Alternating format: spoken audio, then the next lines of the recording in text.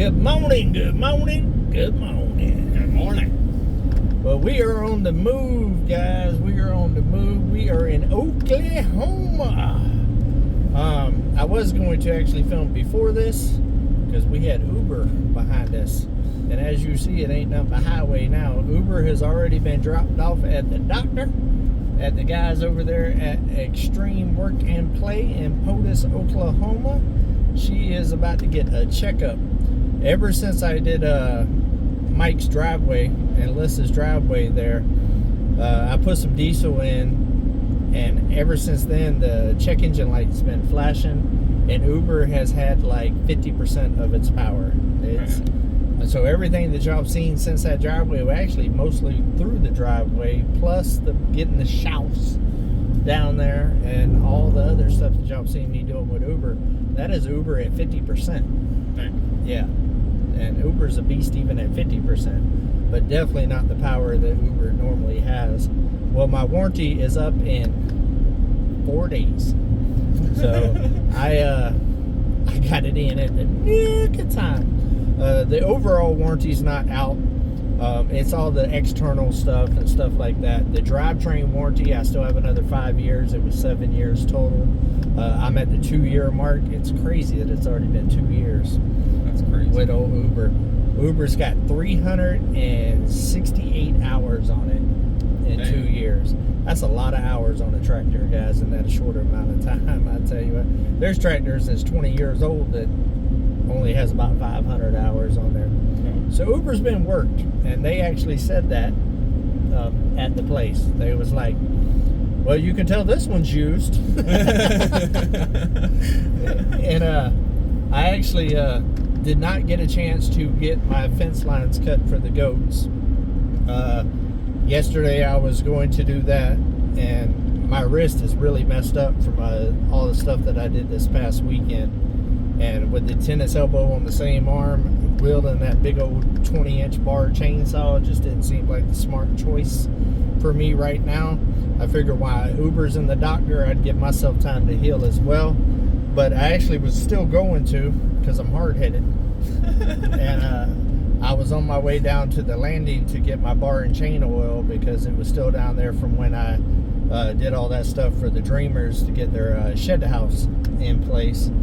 And I seen their driveway, and it was starting to dry up in certain spots where I felt like I could, really kind of make it a lot better for right now. And so I ended up spending all day on Uber down there playing in the mud in their driveway. The first section I was actually able to fix and get some shale in place, so they can definitely get a lot closer to their camper. That last section was, oh my God, it was so muddy, guys, so muddy. I ended up putting about 50 buckets of rock. And now when I say rock, I mean boulders in there, and it just disappeared. But now, instead of sinking all the way to your knees, you can actually walk on it, and it's a whole lot firmer. So once it does dry, they're going to have a really good base to be able to build up from that point on. I told Mike, do not drive on it while it's wet again. If he does, he's on his own. But I think if he lets it dry, and then we get lift with the box blade on there, level it out and stuff, he'll have a really good base to kind of start bringing in more material to raise the road up, because it still bellies a little bit right there. And it got to the point where when I was back dragging, I could actually drive Uber through there, and Uber was only sinking about that much. So that tells you that the base is a lot better than it was, because there was ruts in there that was past my knee when I started. And that was like a light truck that went through there. So if Uber's only sinking a couple of inches, then the base down there is definitely a lot better than what it was. Heck yeah. So hopefully Mother Nature works with us and we don't get no kind of crazy rain. And also I got all the water out of there as well. So now it can drain and not puddle up and take forever to dry. So if we can get like a week or two of decent weather, he should be able to run lift down there with the box blade and really get a good start, I would say. So I did that all day yesterday, but with that, Uber was muddy. We just left some tracks in the old Mahindra dealer, didn't we? A straight line of mud. Yeah, a straight line of mud. Trust me, when I pulled up the Mahindra dealer there, Extreme Work and Play there in POBOX, Oklahoma, you could tell that my tractor was worked more than anybody else's tractor there, for sure. But they're going to give it a good once over. I'm going to go ahead and get them to give it a full service while it's there. They're going to go around, torque all the bolts, stuff like that, fix the initial problem that it's having, and all of that. They was excited to see me. Those guys there are so nice. The customer service and their service department there and stuff is second to none. I mean, they're always there greeting you with a smile, friendly, always willing to help out. And then also whenever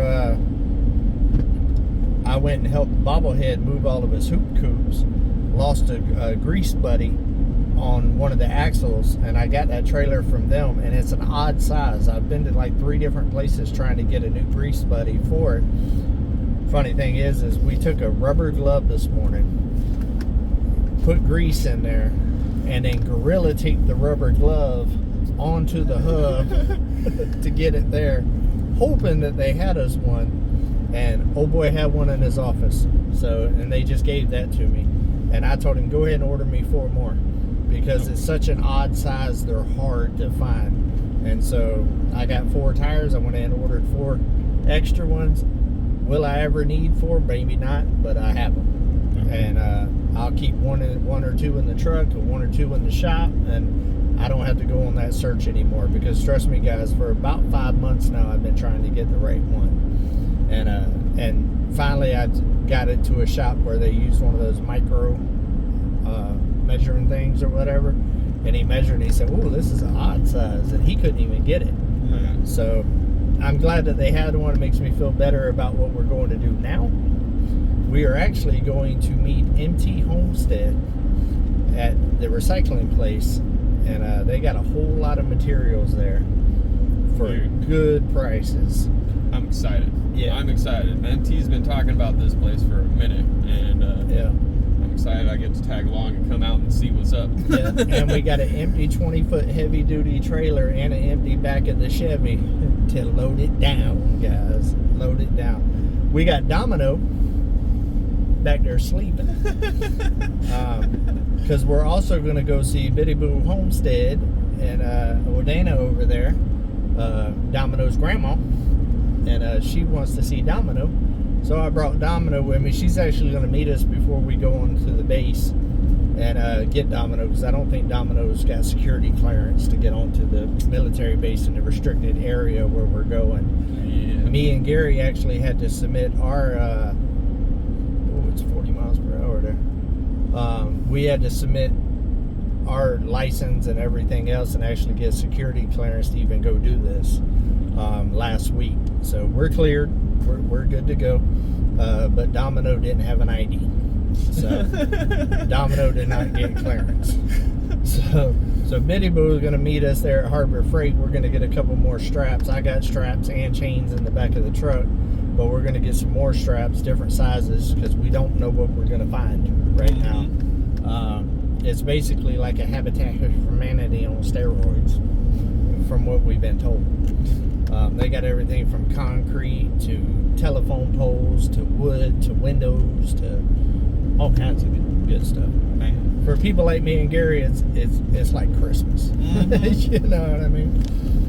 We stopped at the bank, got a little jingle in our pocket because it's checks or cash, and so yeah, we're going shopping basically today for materials.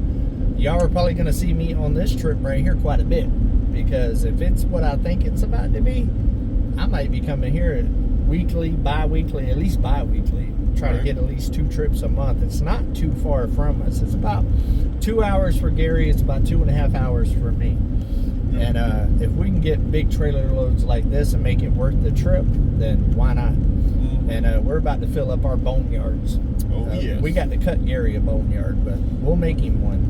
We'll get one going. We're getting Uber fixed right now. Uber will be ready to make a boneyard whenever she gets back. And they was excited to see Uber again. They know Uber by Uber's name at this place. You know what I mean? They know that Uber's famous. And so they was happy to see Uber come in. I mean, they was all smiles and knew me when I walked in and everything. So, like I said, great people. So we got the trailer grease buddy fixed. We had a good sandwich this morning at a little store that we stopped at. That was some good food right there, man. Yeah, a little. So basically, it's just a little guys' day. We just kind of hanging out. I think this is the longest and the biggest trip that me and Gary's ever took. Just me and Gary. So it's kind of cool to hang out with my brother for the day and go do cool shit that that we both like to do. Yeah, and, we're all about reusing when we can and recycling and stuff like that. And we're definitely all about saving some money, some money. So yeah, looking forward to it. And also, I'm picking up some stuff from Biddy Boo. Me and Biddy Boo worked out a deal for a horse trailer, a Harley, riding lawnmower, and some other things. We're not going to be able to get the horse trailer this trip because we got the other trailer. But I want to get my eyes on it, and I want to check the condition of the tires, hubs, rims, that kind of stuff. See what you need. Yeah, see what I need, and that way, when I come back again, I can come back just in my truck, pick up the horse trailer, and if I need new tires and all that other stuff, kind of have all of that with me to make sure that I'm not broke down on the side of the road. Because we was actually just discussing about how we are about our trailers and tires and hubs. And I own a steel company for 12 years, and I hold a lot of stuff around this great country of ours, and I have had my fair share of problems with tires, rims, hubs, and stuff, hauling all that big steel equipment around. So I try to make sure that all that kind of stuff's on point. One of the first things I do when I buy a used trailer or used car or anything like that is new tires, new rims, new hubs. My boat got it right before I moved to Texas. This has all got brand new. It didn't come with a spare, so I bought a brand new spare and rim when I got this trailer. That way I got all that situated. And the trailer that my brother gave me this past year, he just did all the same thing because he was my partner in the steel company, and he knows all about them same struggles. So everything I got's got new tires and stuff on it, except for the Jeep. But the Jeep's tires are actually in pretty decent shape right now, so there's no point in replacing them. But yeah, we're hoping that we hit the mother load. No, I have a feeling we're going to, man. Yeah. MT's a solid guy, man, and we might have to piggyback on 2 trailers coming out this way. Oh yeah, 3 or something. Yeah, because Drifting Dreamer's got his missing stuff fixed on his truck with old Junk the Gems over there. And more than likely what's going to end up happening is the next trip I'm going to pull my 20-footer. I will have Mike follow me in his F-150 to pull the horse trailer back. And we'll load the horse trailer. We'll load this trailer. We'll load Gary's horse trailer, and we'll just load up the world. And like I said, a couple trips a month or whatever. Next thing you know, we got building supplies for the foreseeable future. Because think about it is it's not all about right now. It's about later on. Yep. And if you have all of those materials on site, it gives you an area where you can walk around, and you need to come up with a solution or build a structure or something. You have stuff right there to design something on hand. Yep. And y'all know as well as I know, guys, that prices and stuff right now is ridiculous. It kills us. We have spent a lot of money in the last 2 years, 3 years for these guys. Since we've been here. About how much? Yeah. I mean, all these projects and the content and stuff that we put out, it's stuff that we don't do it just for YouTube. We do it because that's our plan for our homes and our land. But in order to do it at the rate that we're doing it, it's financially a strain on us, a big one. And sometimes when you see us hold off on a project for a little while, and you're like, oh, when are you going to get that done? And it's probably 90% of the time not a lack of wanting to get it done. It's a lack of the money to get it done. Because this costs a lot of money. That tiny house right there, guys, there's a lot of thousands and thousands of dollars into that tiny house right now. And I think I built it pretty fast, personally. Oh, yeah. But some of the times the delays when it's 2 months, 3 months before I work on it is because I'm stockpiling money in the background to get the next phase done, right? Because we're trying to do this out of pocket. We're not trying to take on a lot more debt. The whole point is to do this to where at the end we're debt free. You know what I mean? And these guys right here are debt free and doing it debt free. Me, I'm a little ways. I'm a couple years away from that. I still have to finish paying for the property and Uber and this truck. But that's my only debt. It's those three things, and I think that that's pretty good too. And honestly, I'm 3 years away from achieving that. Everything's got 3 years left: the truck, Uber, and the cabin itself. So that's not too bad. My goal's always been to be debt free by the time I turn 50. Well, I'm about to be 47 come July. So I will actually become debt free a couple of months before I turn 50. And that's been my goal, guys, for like the last 15 years. That was always at 50 I want to own everything. You know what I mean? And I felt like that was a good goal, an obtainable goal. And if I can pull that off, then I'm happy with it. Although I did just add more property to the mix, so I'm gonna have to work a little harder. But I believe I can pull it off as long as I keep working hard, making good financial decisions and stuff like that. Right. And I do have investments here or there from my past that I've done that's been good investments for me or whatever, that make me a little bit of something on the side or whatever, that helps me in this journey that I'm in. It ain't much, but it's, hey, the way I see it, every little nugget that goes towards it is a good nugget. You know, as long as you ain't going backwards and going forwards, you're good. So hopefully some of those investments in the future pay dividends, and that will allow me to bite off a bigger chunk towards the end there. So we'll see. I did have a little bit of credit card debt whenever I moved out here. Got myself in a little bit of debt just because of the expense of getting set up. And but I was able to get that down this past year. So making a lot of moves behind the scenes. There's a lot of guys that go on behind the scenes that y'all don't get a chance to see, and it also dictates the time frame that things get done and the order that things get done. 100% on that one. Yeah. So, and a lot of you guys know and understand, you know, real life, you know, and understand that this is our real life. Some don't. It is what it is. You know what I mean? But I'm happy where we are. I'm loving this journey. To me, what we're going to do today is like an epitome of kind of why we do this stuff like this. So we can get all these stuff that's just going to end up in a landfill and actually turn it into something that's going to benefit our families. 100%. I mean, that to me, that's everything. You know what I mean? And we've had to buy a lot of stuff new. I mean, you're gonna go through that. So when you get this opportunity like this to be able to save a couple dollars and also to keep something out of the landfill,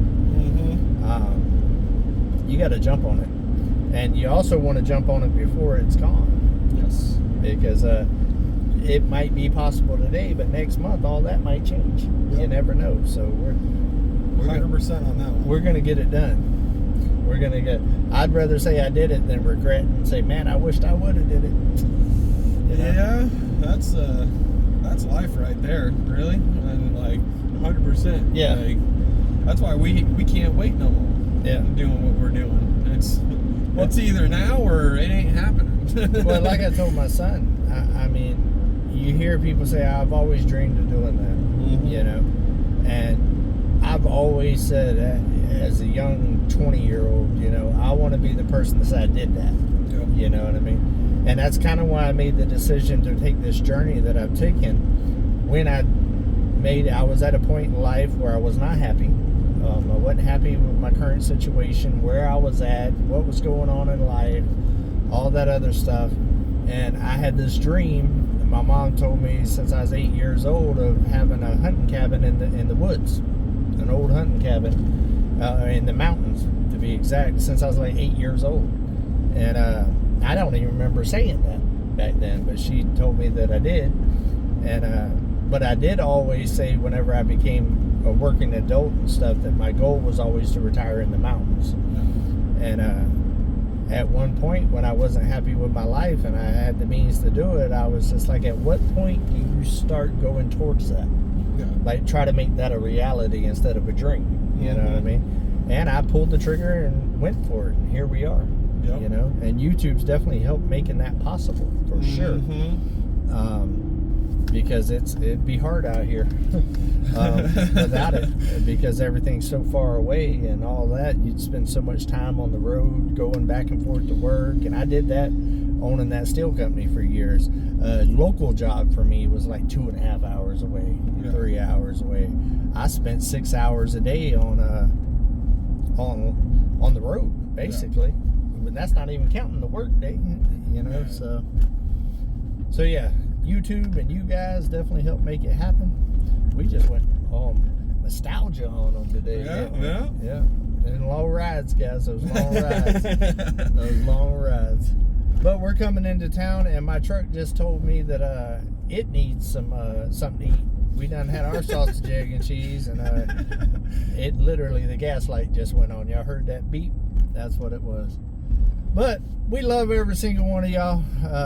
With the whole nostalgia throwback and why we do what we do and all of that, you know, it kind of goes along with the way I close these out every time about taking a small step closer to your goals, guys. You can't do this in one big chunk unless you're fortunate enough to have a big old nest egg, and most people don't.